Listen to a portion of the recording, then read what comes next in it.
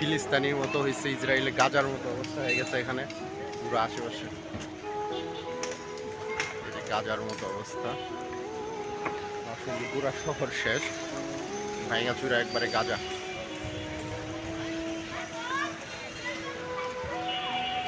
So আসলে অনেক খারাপ লাগতেছে যে চিনচেরা যে স্টেশনটা ছিল সেটা আসলে ভিন্ন রূপে এখানে আমি দেখতে পেলাম। সত্যি অনেকটা শকড, কারণ এখানে হচ্ছে অনেক সুন্দর একটা মানে মোটামুটি জনপ্রিয় ছিল, সবার কাছে জনপ্রিয়তা ছিল, কারণ এখানে অনেক সুন্দর সুন্দর কসমেটিক্সের দোকান ছিল, মেয়েদের একটা আড্ডার জায়গা ছিল এখানে। তারপর হচ্ছে অনেক কম্পিউটার ও যে ওই অনলাইনের দোকানগুলো ছিল এখানে। সো সবই দেখলাম যে আসলে ভেঙে চুরে একবারে ঘুরিয়ে দিল। আসলে এটার কারণটা যদি জানতে চাই তাহলে দেখা যাচ্ছে যে এই জায়গাটা হচ্ছে সরকারি জায়গা, বাংলাদেশ রেলওয়ের জায়গা, যার কারণে হচ্ছে এটা একবারে ওরা প্রশাসনিকভাবে এগুলো ভেঙে চুরে ঘুরিয়ে দিয়েছে।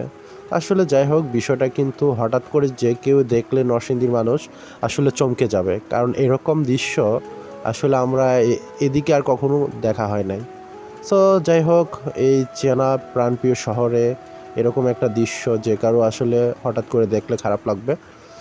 আর এখানে আমি বলবো যারা আমরা নরসিংদীবাসী, যারা আমরা বিজনেসের সাথে জড়িত আছি, তারা অবশ্যই আমরা ব্যবসা করার আগে আমরা জায়গাটা আমরা সব কিছুই A to Z আমরা জেনে শুনে তারপর একটা ব্যবসা প্রতিষ্ঠান আমরা দিব।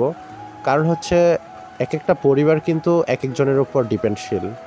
সো আসলে এখানকার যারা ছিল তাদের পরিবার, তাদের ফ্যামিলি, তাদের অবস্থা কীরকম হবে এটা তো বুঝতেই পারতেছেন।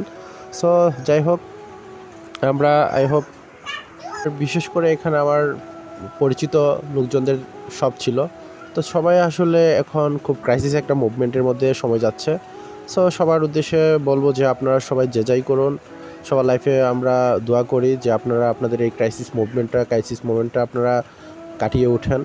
সো আসলে এটার বলার ভাষা নাই, কারণ এই জায়গাটা চিনচ্ছানা যে জায়গাগুলো যদি এভাবে আসলে হয়ে যায় তো খারাপ লাগবেই, স্বাভাবিক।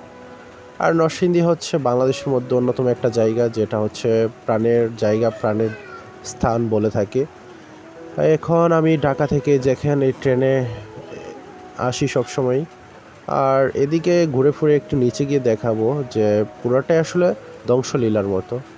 আসলে এটা প্রশাসনিক কার্যক্রম, এটার বিরুদ্ধে তো আর আমরা কিছু বলতে পারি না, কারণ সরকারি যে প্রশাসনিক নিয়মকানুন আছে সেগুলো আমাদের অবশ্যই মেনটেন করতে হবে।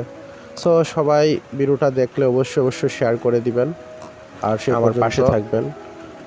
আর দেখতে পাচ্ছেন যে এইখানে পিছনে সব কিছুই ভেঙে চুরে দিছে, আর নতুন করে যদি মানুষ চিন্তা ভাবনা করে অবশ্যই তাদেরকে সতর্কতা এবং সব কিছু সম্পর্কে একটু সচেতন হতে হবে। সো ভালো থাকবেন সবাই, আর আমার নরসিংদীবাসী সবাই সবসময় আমাকে সাপোর্ট করেন এবং করবেন। আল্লাহ।